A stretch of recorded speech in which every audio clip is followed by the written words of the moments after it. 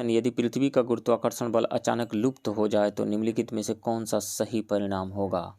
तो गुरुत्वाकर्षण बल अर्थ जो है किसी भी ऑब्जेक्ट को अपने सेंटर की तरफ अट्रैक्ट करती है, इसी को उस ऑब्जेक्ट का वेट कहा जाता है, यानी भार कहा जाता है। और जो इसमें मटेरियल मौजूद है वो है उसका द्रव्यमान। द्रव्यमान कभी भी चेंज नहीं होगा, लेकिन भार चेंज होते रहता है। जैसे जैसे एक्सेलरेशन ड्यू टू ग्रेविटी का वैल्यू बदलेगा वैसे वैसे भार भी चेंज होते रहता है। जैसे पृथ्वी पर प्लेस टू प्लेस पोल पे जाएंगे तो कुछ अलग वेट होगा और इक्वेटर पे कुछ अलग होगा। तो वस्तु का द्रव्यमान बढ़ जाएगा, कैसे बढ़ेगा? बिल्कुल नहीं। वस्तु का द्रव्यमान और भार दोनों शून्य हो जाएगा, बिल्कुल नहीं। द्रव्यमान कभी भी शून्य नहीं होगा। वस्तु का द्रव्यमान शून्य हो जाएगा लेकिन भार वहीं रहेगा, बिल्कुल गलत है। द्रव्यमान शून्य होगा ही नहीं। किसी वस्तु का भार शून्य हो जाएगा लेकिन द्रव्यमान वहीं रहेगा। तो डी ऑप्शन सही है। द्रव्यमान रिमेन सेम रहेगा मास, लेकिन भार यानी वेट कम हो जाएगा, शून्य हो जाएगा। नेक्स्ट क्वेश्चन, एक लड़की बैठी हुई अवस्था में झूले पे झूल रही है। जब लड़की खड़ी हो जाती है तो झूले की अवधि होगी। तो झूला है, बैठी हुई है, और तो बैठी हुई है तो उसका सेंटर ऑफ मास नीचे होगा, उसके बॉडी का सेंटर ऑफ मास। जब वो खड़ी हो जाएगी तो बॉडी का सेंटर ऑफ मास जो है ऊपर की ओर शिफ्ट करेगा। तो जब ऊपर की ओर शिफ्ट करेगा तो ये लेंथ जो है, लेंथ कम हो जाएगा क्योंकि उसका सेंटर ऑफ मास ऊपर की ओर शिफ्ट किया।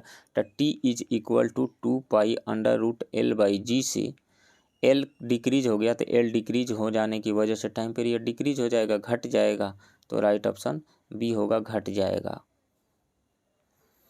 नेक्स्ट क्वेश्चन, जब प्रकाश तरंगे हवा से कांच में गुजरती है तो चर प्रभावित होते हैं।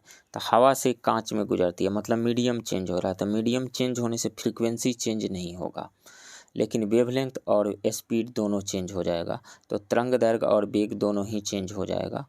राइट ऑप्शन यहाँ पे ए होगा। आवृत्ति कभी भी चेंज नहीं होगी, आवृत्ति कभी चेंज नहीं होगी, आवृत्ति कभी चेंज नहीं होगी। तो जिसमें भी आवृत्ति यानी फ्रीक्वेंसी वो कट जाएगा। वेवलेंथ एंड स्पीड सिर्फ चेंज होगा। नेक्स्ट क्वेश्चन, निम्नलिखित में कौन सी मौलिक भौतिक राशि है? तो वो है, मौलिक भौतिक राशियाँ जो है वो है लंबाई, द्रव्यमान, समय, विद्युत प्रवाह, तापमान, इसके अलावा लुमिनस इंटेंसिटी और अमाउंट ऑफ सब्सटेंस यानी मोल। मतलब length, mass, time, electric current, temperature, luminous intensity and amount of a substance, यही है फंडामेंटल क्वांटिटीज। 7 है फंडामेंटल क्वांटिटीज। तो इनमें से वेग नहीं है, ये डिराइव्ड है, मीटर पर सेकेंड। डिस्प्लेसमेंट बाय टाइम वेग होता है। बल जो होता है ये मास इंटू त्वरण होता है। कार्य जो है फोर्स इंटू डिस्प्लेसमेंट, ये सभी मूल नहीं है, ये डिराइव्ड है। विद्युत प्रवाह, इलेक्ट्रिक करंट जो है वो मूल भौतिक राशि है। तो राइट ऑप्शन ए हो जाएगा। नेक्स्ट क्वेश्चन, इनो साल्ट को पानी में डालने पर बुलबुले बनते हैं, जिसका कारण है? तो बुलबुले बनने का कारण है कार्बन डाइऑक्साइड गैस का बनना। तो राइट ऑप्शन बी होगा। नेक्स्ट क्वेश्चन, निम्नलिखित में से कौन सा ऑटोमोबाइल इंजन के लिए एंटी फ्रीज के रूप में उपयोग किया जाता है? तो वो है ethylene glycol. Right option B होगा। हाइड्रोकार्बन के आणविक भार के बढ़ते क्रम में निम्नलिखित में से कौन सा सही अनुक्रम है? तो methane, ethane, propane and butane दिया गया है। Methane CH4, ethane C2H6, propane C3H8 और ब्यूटेन C4H10, ये 4 दिए गए हैं इसमें। तो कार्बन का एटॉमिक नंबर 6 और एटॉमिक मास 12 होता है। तो जिसमें नंबर ऑफ कार्बन एटम से ज़्यादा होंगे उसका एटॉमिक मास ज़्यादा होगा, मॉलिकुलर मास ज़्यादा होगा। तो ब्यूटेन का मॉलिकुलर मास सबसे ज़्यादा होगा, उससे कम प्रोपेन का, उससे कम इथेन का, उससे कम मीथेन का। तो ब्यूटेन जो होगा हाइड्रोकार्बन के अणु भार के बढ़ते क्रम में, तो ब्यूटेन सबसे लास्ट में आएगा यहाँ से। तो राइट ऑप्शन सी नज़र आ रहा है, ब्यूटेन सबसे लास्ट में है, उससे कम प्रोपेन, उससे कम इथेन, उससे कम मीथेन। राइट ऑप्शन सी होगा। नेक्स्ट क्वेश्चन, गति को परिभाषित करने वाला प्रथम व्यक्ति कौन है? गति को परिभाषित करने वाला प्रथम व्यक्ति, तो यदि आप 9th क्लास की बुक को पढ़ें, 9th क्लास के साइंस की बुक, जो मोशन जहाँ पे दिया गया है, और दूसरा 11th क्लास के मोशन वाले चैप्टर को आप पढ़ें, तो वहाँ पे गैलीलियो का एक एक्सपेरिमेंट दिया गया है, इंक्लाइन प्लेन वाला गैलीलियो का एक एक्सपेरिमेंट। तो गैलीलियो ने ही सबसे पहले मोशन को डिफाइन किया था, मोशन के को डिस्क्राइब किया था, मोशन के बारे में कहा था। और गैलीलियो का जो लॉ ऑफ इनर्शिया है एग्जैक्टली उसी को न्यूटन कॉपी किए हुए अपने फर्स्ट लॉ ऑफ मोशन में। तो यहाँ पे न्यूटन नहीं होगा, न्यूटन मोशन को डिफाइन नहीं किए थे, सबसे पहले गैलीलियो डिफाइन किए हुए थे। सो राइट ऑप्शन यहाँ पे डी हो जाएगा, गैलीलियो। नेक्स्ट क्वेश्चन, समुद्र तल पर वायु सघन होती है, यह इसका एक व्यवहारिक अनुप्रयोग है। समुद्र तल पर वायु सघन होती है, तो जहाँ पे प्रेशर कम होगा, प्रेशर ज़्यादा होगा, वहाँ पे डेंसिटी जो है वो ज़्यादा होगी। प्रेशर ज़्यादा होगा तो डेंसिटी ज़्यादा होगी, यानी वॉल्यूम कम होगा। प्रेशर जहाँ पे ज़्यादा, वॉल्यूम कम मतलब डेंसिटी ज़्यादा। तो ये किस चीज़ को रिप्रेजेंट कर रहा है? ये बॉयल लॉ को रिप्रेजेंट कर रहा है, बॉयल्स लॉ को रिप्रेजेंट कर रहा है। बॉयल्स लॉ क्या कहता है कि यदि टेम्परेचर कांस्टेंट हो जाए तो जो वॉल्यूम होगा वो इन्वर्सली प्रोपोर्शनल होगा प्रेशर के, या यूँ कहे कि प्रेशर इन्वर्सली प्रोपोर्शनल होगा वॉल्यूम के। दोनों को मिलाएं तो P V is equal to constant, ये जो रिलेशन आता है ये है बॉयल्स लॉ। तो बॉयल्स लॉ होगा राइट ऑप्शन ए। चारों ऑप्शंस को detail Avogadro law, Charles law और डाल्टन्स लॉ को डिस्क्राइब किया जा सकता है, जो सूटेबल नहीं है, वीडियो लंबा हो जाएगा, अभी टाइम नहीं है। नेक्स्ट क्वेश्चन, एक गैस में संवेग का परिवहन किस परिघटना को जन्म देता है? तो संवेग का परिवहन किस परिघटना को जन्म देता है? तो विस्कोसिटी को जन्म देता है, विस्कोसिटी यानी श्यानता, राइट ऑप्शन सी होगा। ये श्यानता क्या होता है? किसी भी फ्लूइड के दो लेयर्स के बीच में जो अपोजिंग फोर्स एक्ट करता है, यानी फ्रिक्शन एक्ट करता है, वही श्यानता है, वही विस्कोसिटी है। नेक्स्ट क्वेश्चन, वे परमाणु जिनमें प्रोटॉनों की संख्या समान होती है लेकिन न्यूट्रॉनों की संख्या भिन्न भिन्न होती है कहलाते हैं? तो वो आइसोटोप कहलाते हैं, समस्थानिक, राइट ऑप्शन बी होगा। जैसे protium, deuterium and tritium, hydrogen 2 1, hydrogen 3 1, protium, deuterium and tritium. इसमें नंबर ऑफ प्रोटॉन्स 1 1 है, लेकिन न्यूट्रॉन्स जो है इसमें 0 है। प्रोटियम वाले में, ड्यूटेरियम में 1 है और ट्राइटियम में 2 है। नेक्स्ट क्वेश्चन, निम्नलिखित में से कौन सा पदार्थ बहुत कठोर और बहुत तन्य होता है? तो वो है नाइक्रोम, राइट ऑप्शन डी होगा। नेक्स्ट क्वेश्चन, धातु के टुकड़े को सोल्डर करने में प्रयुक्त सोल्डर किसका मिश्र धातु है? तो टीन और सीसा का मिश्र धातु है, राइट ऑप्शन डी होगा। सामान्यतः इसमें 32% टीन होता है और 68% सीसा होता है। नेक्स्ट क्वेश्चन, फलों के रस के संरक्षण के लिए निम्नलिखित में से किसका उपयोग किया जाता है? तो सोडियम बेंजोएट का यूज किया जाता है, राइट ऑप्शन बी होगा। नेक्स्ट क्वेश्चन, मानव शरीर में पीत रस का कार्य क्या है? तो पीत भोजन के हानिकारक जीवाणुओं को नष्ट कर देता है। पीत वसा में घुले विटामिनों के अवशोषण में सहायक होता है। तो वसा के पाचन के लिए पायसीकरण और वसा में विलय होने वाले विटामिनों का अवशोषण, राइट ऑप्शन डी होगा। नेक्स्ट क्वेश्चन, पौधे का कौन सा भाग खनिजों का परिवहन करता है? तो वो है जाइलम।